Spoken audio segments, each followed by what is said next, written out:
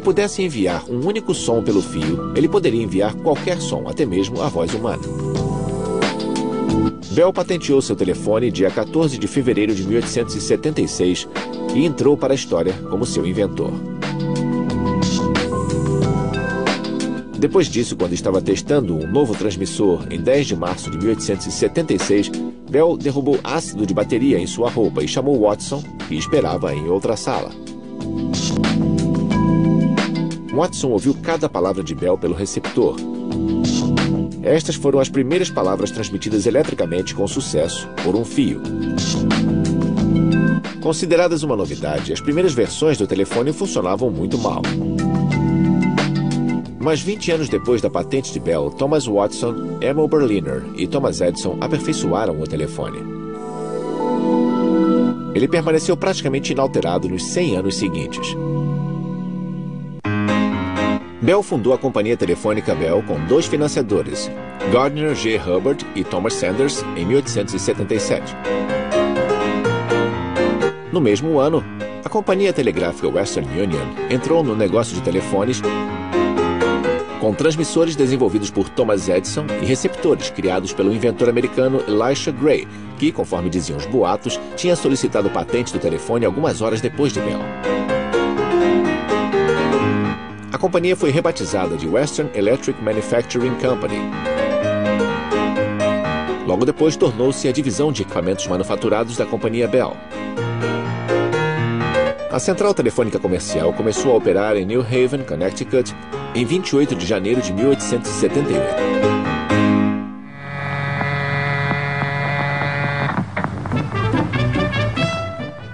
Alô? Do Mercado Municipal. Qual o seu nome? Ah, tudo bem, Sr. Borlow. Só um minuto. Eram 21 clientes, mas a mesa operadora requeria 6 conexões para cada chamada. Assim, só era possível lidar com 2 conversações ao mesmo tempo. Alô? Alô? Chamando do Mercado Municipal. Alguém quer falar com você. Aguarde um minuto.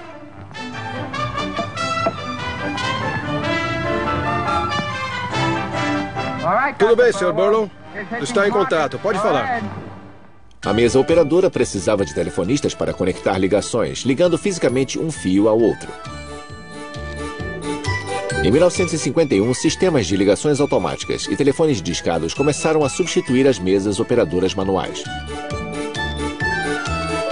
Telefonistas ainda atuaram em ligações de longa distância, mas esse processo foi automatizado em 1965.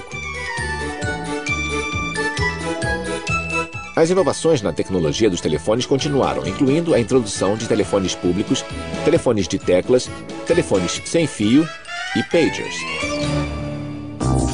A companhia de telefonia AT&T apresentou o telefone com imagem em 1956 e testou publicamente na Disneylândia, na Feira Mundial de Nova York, em 1964. As pessoas acharam difícil de usar e acharam a imagem muito pequena. Era também muito caro. Avanços em fibras óticas e tecnologia sem fio que permitem conversas na internet em alta velocidade tornaram câmeras e videofones uma realidade.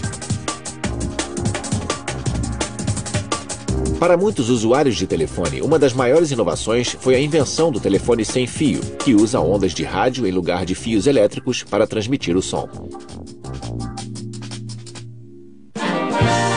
Na Segunda Guerra Mundial, o exército desenvolveu telefones por rádio para navios, aviões, veículos militares e uso em campo de batalha. Depois da guerra, a indústria de telecomunicações começou a desenvolver serviços de telefones para usos não militares. Mas a Comissão Federal de Comunicações, a FCC, dedicou muito do espaço das ondas de rádio para a televisão, deixando poucas ondas disponíveis para a comunicação móvel. Em 1947, os engenheiros dos laboratórios Bell propuseram a reutilização de frequências de rádio limitadas. Eles elaboraram um sistema no qual grandes áreas eram quebradas em zonas chamadas células. Uma antena de rádio de baixa potência, ou torre, serviria a cada célula. Chamadas poderiam ir de torre a torre quando o usuário se movimentasse. Mas este conceito celular estava à frente de seu tempo, pois ainda não existia a tecnologia necessária. 20 anos mais tarde, a FCC liberou ondas de rádio de canais de TV subutilizados para serem usadas por telefones celulares. Na década seguinte, a AT&T e os laboratórios Bell estavam prontos para testar seu serviço celular com 2.000 clientes em Chicago. Após testes em outras cidades, a FCC autorizou o serviço celular comercial na primavera de 1982. Os primeiros telefones móveis foram instalados em carros porque eram muito grandes para carregar. Na década de 1990, os microchips ajudaram a tornar os celulares menores e mais baratos. Os celulares atuais evoluíram para pequenos aparelhos eletrônicos com inúmeras funções. Além de fazer chamadas, é possível enviar mensagens de texto, jogar, ver e-mails ou sites da internet pelo celular. Em 1878, Bell escreveu: "Eu acredito no futuro. Fios vão ligar centrais das companhias telefônicas de diferentes cidades e uma pessoa, numa parte do país, poderá se comunicar falando com outra em um lugar distante." A visão de Bell se concretizou. Os fios, no entanto, são opcionais.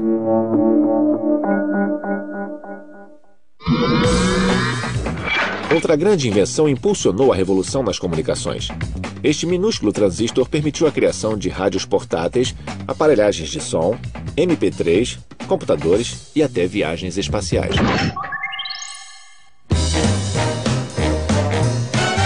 Na década de 1940, aparelhos de TV eram pesados como máquinas de lavar. Os rádios eram muito grandes para se carregar e computadores ocupavam salas inteiras. Isso porque funcionavam com válvulas eletrônicas.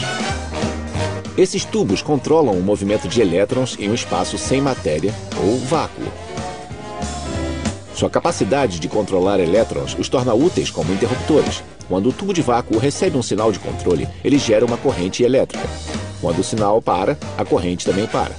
Mas os tubos de vácuo não eram confiáveis porque se queimavam com frequência. Eles também consumiam muita energia e geravam muito calor.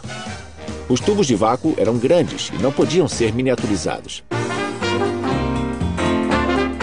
No fim da Segunda Guerra Mundial, os pesquisadores William Shockley, John Bardeen e Walter Brattain começaram a desenvolver um interruptor semicondutor, ou um transistor, para substituir a tecnologia da válvula eletrônica. Um semicondutor é uma substância que conduz a corrente elétrica melhor do que um isolante, como a borracha, mas não tão bem como um condutor, como o cobre. Os primeiros semicondutores eram feitos do elemento germânio. Hoje, a maioria dos transistores tem semicondutores de silício. Quando são resfriados, os semicondutores agem como isolantes e não conduzem corrente. Quando são misturados com impurezas, conduzem mais corrente. Como são produzidos para conduzir corrente ou não, podem ser usados como interruptores em computadores e amplificadores de equipamentos de som. Após muitos testes, Shockley, Bardeen e Brattain tiveram sucesso em 1947. Eles amplificaram uma corrente elétrica quando entrou em contato com um semicondutor de cristal de germânio. Esta amplificação ficou conhecida como efeito transistor, e em 1956 o grupo recebeu o Prêmio Nobel de Física pela descoberta. Os transistores se tornaram o componente-chave de quase todos os aparelhos eletrônicos, como rádios, telefones e computadores. Produzidos como um componente individual, eles eram conectados a outros componentes eletrônicos, gerando os circuitos transistorizados, que eram menores, mais rápidos e mais complexos do que os circuitos de válvula eletrônica. Mas os circuitos transistorizados tinham suas limitações. Os componentes individuais eram feitos separadamente e conectados um de cada vez. Fazer os circuitos era trabalhoso e caro, com resultados não confiáveis.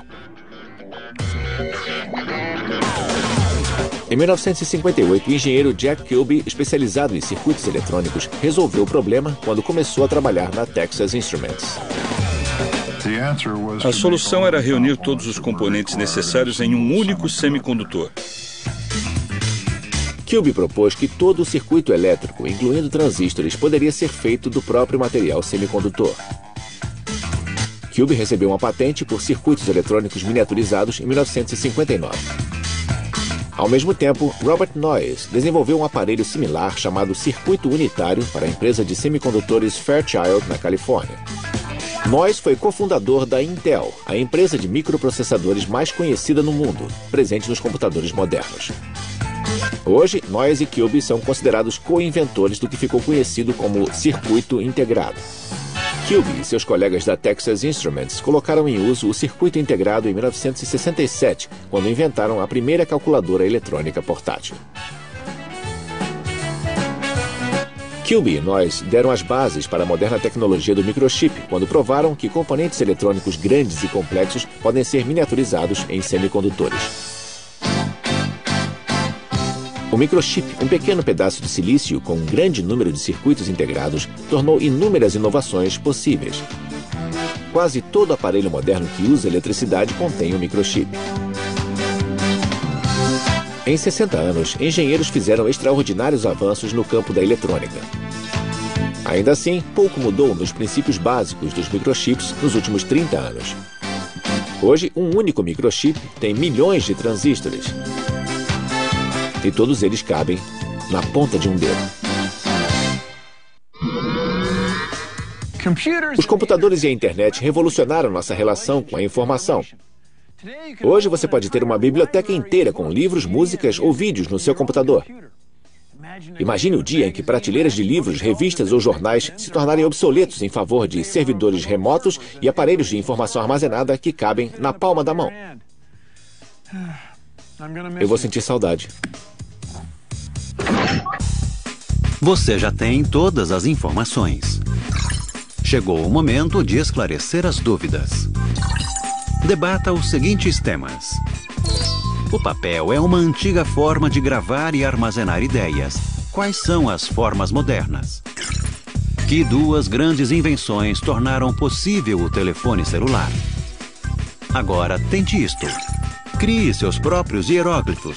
Use sua imaginação e os símbolos do mundo ao seu redor para escrever uma frase. Os seus colegas vão conseguir entender esse código? Se quiser saber mais sobre a história da comunicação, confira estes websites. Enquanto você assiste à segunda parte deste programa, reflita sobre as seguintes perguntas. Que mudança sofreram os computadores nos últimos 50 anos? Como as ondas de rádio são identificadas? Diariamente, as pessoas do mundo todo usam computadores na escola, no trabalho e em casa. Os computadores tornaram-se parte da vida moderna. Eles são usados para diversas atividades. Mas os computadores foram originalmente projetados, como seu nome infere, para computar ou resolver cálculos matemáticos. O ábaco é o mais antigo aparato de cálculo conhecido, datando provavelmente do ano 1100 a.C. Cada conta abaixo da barra do ábaco representa o número 1. Cada conta acima da barra representa o número 5, ou o número de dedos de uma mão. Você pode pensar no ábaco como uma calculadora digital primitiva. No início do século XIX, foram desenvolvidas calculadoras mecânicas para cálculos matemáticos. Elas eram chamadas de máquinas pensantes. Em 1821, o matemático inglês Charles Babbage inventou um computador mecânico que chamou de máquina diferencial. A máquina somava números com mais de 31 dígitos. Babbage projetou em 1834 outro computador, que ele chamou de máquina analítica. Essa máquina nunca ficou pronta, porque a tecnologia necessária não estava disponível na época. Ainda assim, a teoria por trás da máquina analítica representou um enorme passo. Babbage previu uma máquina programável e, como seria com o computador dos anos 70, operada com cartões perfurados. Trabalhando nos laboratórios Bell em 1937, George Stibitz desenhou o primeiro computador digital elétrico que se chamava somador binário. A partir de relés, fios, baterias, contatos e tiras de metal descartados e indicadores luminosos feitos de lâmpadas de flash, a máquina utilizava o código binário ou contagem binária. Na contagem binária, qualquer número pode ser escrito como 1, 0 ou uma série de uns e zeros. O computador é direcionado para cada passo seguinte por um sistema de uns e zeros. É mais ou menos como o sinal de AND ou pare. Stibitz começou a construir a primeira calculadora de números complexos em 1939. E o circuito podia somar, subtrair, multiplicar